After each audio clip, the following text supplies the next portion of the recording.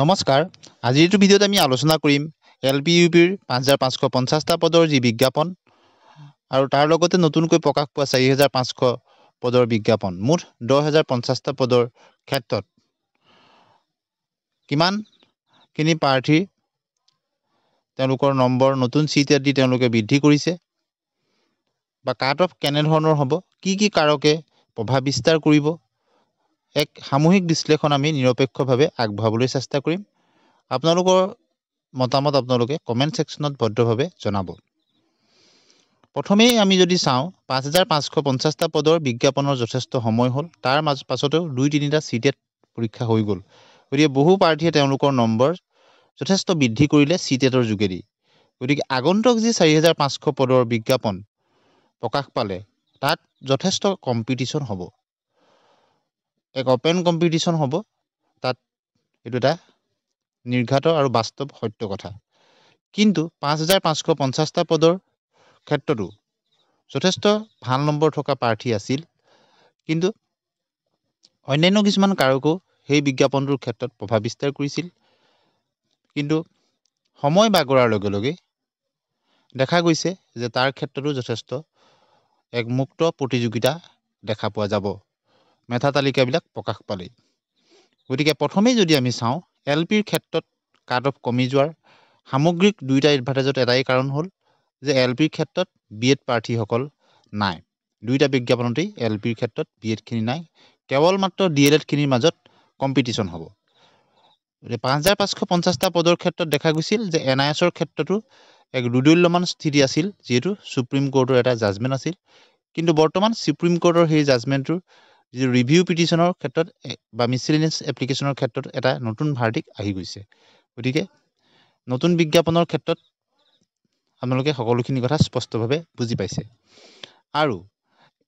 reserve ক্যাটেগৰীৰ ক্ষেত্ৰত কিছুমান কম number থকা প্ৰাৰ্থীও প্ৰতিবাৰে তেওঁলোকে চাকৰি পায় আৰু এই দুটা বিজ্ঞাপনটো তেওঁলোকে সুযোগ পাব যেনে ধৰক ST hills ST plains T tribes এটা নতুনকৈ সংযোজন হৈছে যি 5550টা পদৰ ক্ষেত্ৰত আপোনালোকে দেখিছে তেওঁলোকে কম নম্বৰ থকা প্ৰাৰ্থীও তেওঁলোকৰ সিলেকশনত আহি যোৱাৰ পূৰ্ণ সম্ভাৱনা আছে কিয়নো তেনে ক্যাটেগৰীৰ ক্ষেত্ৰত টেট কোৱালিফাইড ক্যান্ডিডেট যথেষ্ট কম গতিকে কিন্তু ওপেন ক্যাটেগৰী যাক আনৰিজাৰ্ভ বা ইউআৰ বুলি কোৱা হয় যথেষ্ট টাফ কম্পিটিশন হয় লগতে বৰ্তমান ওবিসি এমওবিসিৰ ক্ষেত্ৰতো যথেষ্ট ওপেন কম্পিটিশন দেখা পোৱা যায় গতিকে ইয়াৰ উপৰিও এতিয়া আমি যদি চাওঁ এই যথেষ্টখিনি নম্বৰ বৃদ্ধি কৰিবলৈ সক্ষম হৈছে বহু প্ৰাৰ্থীয়ে গতিকে এই 4500ৰ ক্ষেত্ৰত যথেষ্টখিনি কিন্তু কাট অফ হাই হ'ব বুলি পূৰ্বানুমান কৰিব পাৰি আৰু ইয়াৰ উপৰিও এক্সট্ৰা কাৰিকুলাৰ এক্টিভিটি এটা ফেক্টৰ হ'ব পাৰে বহু প্ৰাৰ্থী আপোনালোকে 5550টা পদৰ ক্ষেত্ৰত দেখিছিলে যে ভেৰিফিকেশনৰ কাৰণে বহুত হাজাৰ অধিক প্ৰাৰ্থী তেওঁলোক গৈছিল এক্সট্ৰা ইসিএ কোৱালিফিকেশনৰ কাৰণে গতিকে তাৰ কিমানখিনিয়ে যোগ্য প্ৰতিপন্ন হৈ নম্বৰ পায় সেইখিনি পৰৱৰ্তী সময়ত মেধা তালিকাত প্ৰকাশ পাব কিন্তু যথেষ্টখিনি পূৰ্বৰ এডভাৰটাইজৰ তুলনাত দেখা পোৱা গৈছিল যে আজিকালি বহু প্ৰাৰ্থী তেওঁলোক এক্সট্ৰা কাৰিকুলাৰ এক্টিভিটিৰ লগত জড়িত বহুত এই কথাটো জানে খেল ধেমালিৰ ক্ষেত্ৰতে হওক বা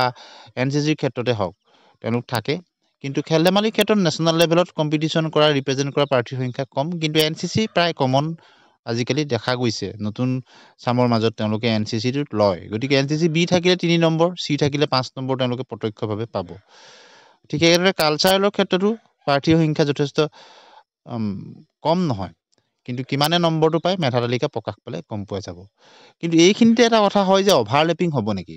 কিন্তু যেটো দেখা গৈছে যে যেহেতু লাষ্ট ডেট 31 মাৰ্চলৈকে আছে আৰু অসম চৰকাৰৰ যি নতুন যি নিযুক্তি হ'ব পাৰে 50000 বা 35000 পৰা 50000 ভিতৰত মে মাহৰ 10 তাৰিখৰ আশে-পাশে হোৱাৰ সম্ভাৱনা আছে গতিকে কম সময় থাকিব গতিকে এই নতুন 4500 বিজ্ঞাপন ইয়াৰ লগতে যে হ'ব সেই কথাটো কোনো নিশ্চয়তা নাই কিয়নো মাজত মাত্ৰ এটা এপ্ৰিল মাহটো থাকিব গতিকে এমাহৰ ভিতৰতে ভেৰিফিকেশন মেধা তালিকা সকলোখিনি সম্পূৰ্ণ হ'ব হয়তো খৰটকীয়াকে হলে হয়তো হ'ব পাৰে কিন্তু তাৰ পিছতো বহুতখিনি কথা থাকে গতিকে যদি 5550টা পদৰখিনি আগতে হৈ 4500 খিনি পিছত হয় তেতিয়া কিন্তু বহুখিনি কথাত কাট অফ কমি যাব কিয়নো বহু প্ৰাৰ্থীয়ে এডিআৰিত পাব পিএত থকা বহু প্ৰাৰ্থী তেওঁলোকে জিটি পিজিটিত গুচি যাব গতিকে বহুতখিনি এম ই পাছ কৰি থকা প্ৰাৰ্থী যিসকলৰ বহুত 120, 125, 110 এনে প্ৰাৰ্থী আছে বি এড কোৱালিফাইড প্ৰাৰ্থী এম ইৰ ক্ষেত্ৰত ছায়েন্সতে হওক বা আৰ্টছতে হওক তেওঁলোকে যিহেতু বি এড কোৱালিফিকেশ্যন আছে বহুতৰ মাষ্টাৰ্ছ আছে বহুত পি জি টিত যাব বহুত জি টিত গুচি যাব গতিকে পিছত যদি হয় দুদিন দেৰিকৈ হ'লেও কিন্তু এটা সুবিধা হ'ব আৰু এ ডি আইটো বহুতখিনি গুচি যাব গতিকে কিছু প্ৰাৰ্থী তেনেদৰে কমি যাব যদি একেলগতে হয় অভাৰলেপিং হোৱাৰ সম্ভাৱনা আছে এতিয়া দুদিন দেৰিকৈ হ'লেও যদি কিছু পিছৰ হোৱাটোৱে ভাল বুলি ক'ব লাগিব আৰু 5,550টা পদতো থকাখিনি যদি দুইটাতে এপ্লাই কৰি দিয়ে তাতো অভাৰলেপিং হোৱাৰ সম্ভাৱনা আছে গতিকে চৰকাৰে যিহেতু পাৰ্সপেক্টিভলি এই বিজ্ঞাপনবিলাক প্ৰকাশ পাইছে আপোনালোকে দেখিছে যে মুখ্যমন্ত্ৰী মহোদয়েও তেখেতে কৈছে যে এ ডি আৰ ই নিযুক্তিৰ প্ৰক্ৰিয়া চলি থাকোঁতেই আকৌ পৰৱৰ্তী বিজ্ঞাপন প্ৰকাশ পাব ঠিক একেদৰে শিক্ষক নিযুক্তিৰ এটা প্ৰক্ৰিয়া চলি থাকোঁতেই পৰৱৰ্তী বিজ্ঞাপন প্ৰকাশ পাইছে অৰ্থাৎ এটা খুব শৃংখলাবদ্ধভাৱে কামখিনি আগবঢ়াইছে গতিকে এটা অসম চৰকাৰৰ এক আদৰণীয় পদক্ষেপ আৰু ইয়াৰ লগত চিটেটৰ ক্ষেত্ৰত কিন্তু L1 আৰু L2 প্ৰসংগটোতো বহু প্ৰাৰ্থী তেওঁলোকৰ যোগ বিয়োগ হ'ব পাৰে যিহেতু এডভাৰ্টাইজত উল্লেখ কৰা আছে আপোনালোকে নিশ্চয় জানে যি মিডিয়ামত তেওঁলোকে এপ্লাই কৰিব তেওঁলোকৰ L1 বা L2ত সেইটো থাকিব লাগিব অসমীয়া মাধ্যমত হ'লে তেওঁলোকৰ L1 বা L2ত অসমীয়াটো থাকিব লাগিব চিটেটত অথবা তেওঁলোক আছামিজ মিডিয়ামতো ইয়াৰ উপৰি তেওঁলোকে আছামিজ মিডিয়ামৰ স্কুলত পঢ়িব লাগিব ক্লাছ 10লৈকে মেট্ৰিক লেভেললৈকে যদি নপঢ়ে সাহিত্য সভাৰ পৰা অসমীয়া মিডিয়ামত হ'লে কৰিব লাগিব যদি বাংলা হ'লে বংগ হেৰি আৰু তেনেদৰে ডিপ্ল'মা কোৰ্চ কৰিব পাৰে তেনেকুৱা ধৰণৰ ব্যৱস্থা কিছুমান আছে আপোনালোকে BTCৰ যিখিনি বিজ্ঞাপন হৈছিলে তাতো কিছু কথা আপোনালোকে L1 L2ৰ কাৰণে বহুত ভাল নম্বৰ থকা প্ৰাৰ্থীও পোৱা নাছিলে গতিকে বিজ্ঞাপনটোত যেনেদৰে উল্লেখ আছে সেইমতে যদি ক্ৰাইটেৰিয়াত হয় তেতিয়াও কিন্তু বহুতৰ তেনেকুৱা হ'ব পাৰে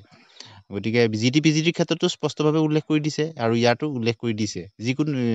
LPUPৰ ক্ষেত্ৰত যিকোনো এটাত হ'ব লাগিব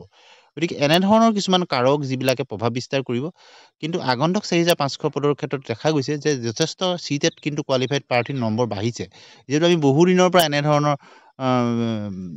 কণ্টেণ্ট আমি আগবঢ়াইছোঁ আপোনালোকৰ বা বিভিন্ন আমি ছাৰ্ভে কৰিছোঁ তাত আমাৰ আপোনালোকে কমেণ্টছবিলাক চেক কৰিব দেখিব এনেধৰণৰ ভিডিঅ'ত তেওঁলোকে নম্বৰ কিন্তু যথেষ্ট বৃদ্ধি কৰিছে গতিকে কম্পিটিশ্যনটো যথেষ্ট বেছি হ'ব কিন্তু ৰিজাৰ্ভ কেটেগৰীৰ ক্ষেত্ৰত কাট অফ কম হ'ব কিন্তু আনৰিজাৰ্ভৰ ক্ষেত্ৰত OBC MOBCৰ ক্ষেত্ৰত কিন্তু কাট অফটো যথেষ্ট পূৰ্বৰ তুলনাত বেছি হোৱাৰ সম্ভাৱনা আছে 4,500 আৰু 5,550টা পদৰ ক্ষেত্ৰত কিন্তু ইমান বেছি টাফ কম্পিটিশ্যন নহ'ব এই 4,500ৰ তুলনাত আৰু যদি 4,500 পদৰ বিজ্ঞাপনটো কিছু পিছত হয় কিন্তু এই যিখিনি কাৰক আমি উল্লেখ কৰিলোঁ সেইখিনি কাৰণত কিন্তু কিছু পৰিমাণে কমিব গতিকে আজিৰ ভিডিঅ'টোত আমি এইখিনি কথা আমি উল্লেখ কৰিলোঁ আপোনালোকে আপোনালোকৰ মতামত কমেণ্ট ছেকশ্যনত জনাবলৈ নাপাহৰিব ধন্যবাদ